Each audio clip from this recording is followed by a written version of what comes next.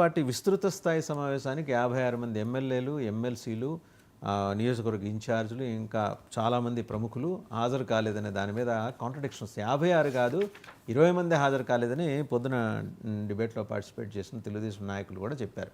కానీ వేరే మరి చాలా ప్రధాన దినపత్రికలని 56 అని రాసినాయి, వాళ్ళకి అనుకూలంగా ఉండే దినపత్రికలు. కానీ ఏది నిజం? ఎందుకంటే అంతమంది గైర్హాజరు కాబట్టే కదా ఆయన అంత కోపంగా మాట్లాడింది. ఆ రోజు బాధ్యత ఉండద్దా మీకు? ఇవాళ అంటే ఒకటి వాళ్ళు విదేశీ టూర్లు ఉన్నాయి, తానాకని అటు ఇటు, వాళ్ళకి షార్ట్ నోటీసులు అవటం వల్ల వాళ్ళు అటెండ్ కాలేదనేది ఒక ఎక్స్క్యూజ్. బట్ ఆయన అనేది కూడా పార్టీకి సంబంధించిన లైన్స్ విషయంలో అంత షార్ట్ స్పాన్లో పెట్టినా సరే ఇంతమంది అటెండ్ అయ్యారు. అవుట్ ఆఫ్ 135, 56 అంటే సగం మంది అనుకోండి. సగం మంది రాకపోవటం అనేది పార్టీ అధ్యక్షుడు ఒకప్పుడు తెలుగుదేశం పార్టీ ఇలా ఉండేదా? అదే చెప్తున్నాను కదా సార్. ఈ చంద్రబాబు నాయుడు గారు లాంటి వ్యక్తి టూ మచ్ ఆఫ్ ఫ్రస్ట్రేషన్కి గురవుతున్నారు అంటే అసహనం కూడా వాళ్ళ ఎమ్మెల్యేల మీద వాళ్ళ మంత్రుల మీద ప్రకటించేంత, అది కూడా పబ్లిక్ డొమైన్లోనే.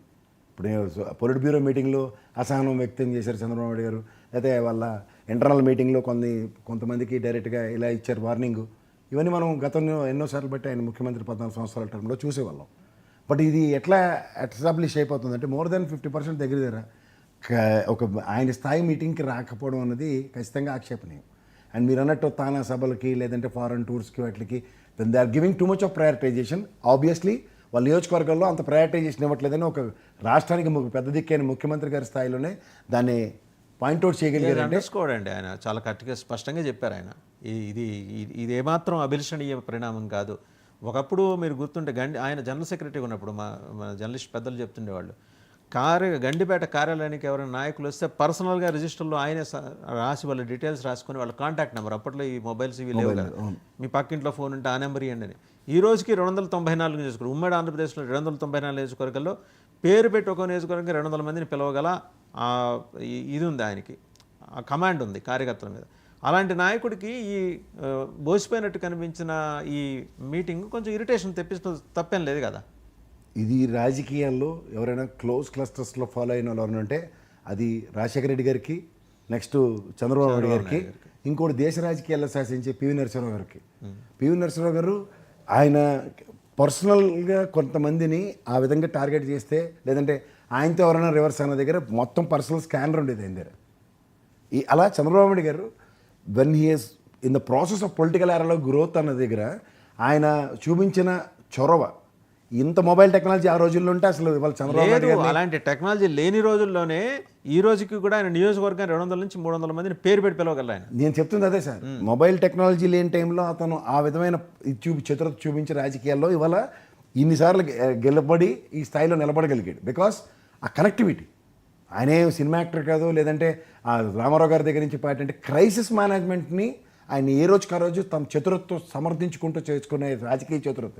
సో అలాంటిది నేను చెప్తున్నాను సార్, చిన్న పిల్లల రాజకీయం ఎప్పుడైతే ఈ లేటెస్ట్ పాస్ట్లో డెవలప్మెంట్ వచ్చిందో ఆ కాన్సిక్వెన్సెస్ ఆయన ఎత్తికి పడుతున్నాయి. చిన్నపిల్లల రాజకీయం ఆయనతో కాదు సార్, ఆయనది ఒక ఒరిజినల్ పొలిటికల్, దాన్ని ఏమంటారు, స్కూల్.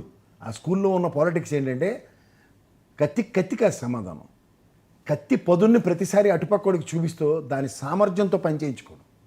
అది ఆయన తమ్ముడు చేసి చూపించారు. అది అంతేకాని రోజున అదే కత్తి ఉందని చెప్పి పొడిచే తత్వం, మనస్తత్వం ఇది కాదు. కానీ ఆయనతో పెట్టుకుంటే మాత్రం రాజకీయాల్లో ఎలాంటి వాళ్ళకైనా ఏమవుతుందో కూడా చాలామంది తెలుసు ఆ విషయాలు. అది ఏంటంటే ఇది గమనిస్తున్న ఎవడైనా సరే ఈ టైప్ ఆఫ్ చూసి ఎవరికి డైజెస్ట్ కాదు. ఇది చాలామంది గ్రహించవలసింది. ఇప్పుడు వాళ్ళ పరిస్థితి ఏంటంటే ఇప్పుడు వాళ్ళకి సార్ ఇట్ ఈస్ నాట్, వాళ్ళకి కేక్ వాక్ ఉండదు. చంద్రబాబు నాయుడు గారితో ఇలాంటి విషయాలు టికెట్స్ అగైన్ నేను చెప్తుంది అదే సార్. ఇప్పుడు మీరు 4 ఏళ్ళది ఇవాళ ప్రొడక్షన్ చేయకపోవచ్చు, కానీ చూసాకైతే ఒక ఇండికేషన్ అయితే ఇస్తారు కదా ఆయన. సార్ ఆయన 1-to-1లోనే చెప్పగలుగుతాడు ఆయన. అసలు ఆయనతో ఆయన సంస్కారం. ఇప్పుడు గుంపులో చెప్పరు, పిలిచి ఏమన్నా ఉంటే చాలాసార్లు వీళ్ళని పిలిచి చెప్పారు. దాదాపు ఒక 70 మందిని పిలిచి చెప్పారండి. సార్ ఈ 1 year డెవలప్మెంట్ 70 మందిని పిలిచి చెప్పారు ఆయన. నేను చెప్తుంది అదే సార్, ఈ 1 year డెవలప్మెంట్లో 70 పైచిలుకు మందికి ఆయన వ్యక్తిగతంగా వాళ్ళ యొక్క code of conduct as an MLA అన్న విషయంలో చాలా అగ్రెసివ్ నోట్లో చెప్పిన ఉదంతాలు ఉన్నాయి. So that it self is a indicator, that it self is an A scale for the performance of this respective government including ministers. ఆ మాట కూడా అన్నారు. ఎందుకంటే ఆయన ఏమీ కాకుండా మినిస్టర్స్కి ర్యాంకింగ్లు అనేవి గతంలో ఎప్పుడైనా మీరు చూసారా? అందులో ఇంత షార్ట్ స్టింట్లో, because the feedbacks what is getting public అకౌంట్స్లోంచి అతనికి వస్తున్న రియాక్టివ్ మోడ్. ఆయన అలా చెప్తుంటే వాళ్ళ నాయకులు ఏమంటున్నారో తెలుసా అండి, ఇది ఇవన్నీ తప్పుడు రాతలు తప్పుడుగా చూపిస్తున్నారు, మీ అందరినీ మీద క్రమశిక్షణ చర్యలు తీసుకుంటామని వాళ్ళు ఆయన ఓపెన్గా చెప్పారు. ఏది ఇలా గైర్హాజరవటం అనేది పార్టీ గైడ్ లైన్స్కి విరుద్ధం, మీరు ఒక క్రమశిక్షణతో నడవాలనుకుంటున్నారు అని అది ప్రముఖంగా ప్రచురించిన దాన్ని ప్రస్తావిస్తే వాళ్ళ నాయకులకి కోపాలు తారస్థాయికి చేరుకుంటున్నాయి.